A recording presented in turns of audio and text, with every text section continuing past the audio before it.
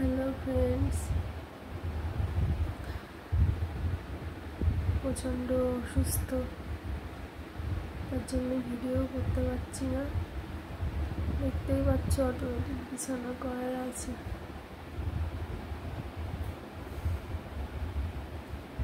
জানি না কবে সুস্থ হব।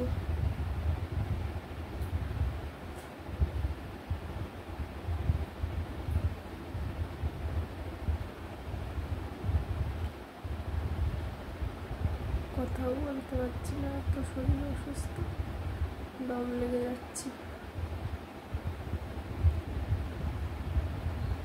সবাই ভগবানের কাছে প্রার্থনা করে যেন আমি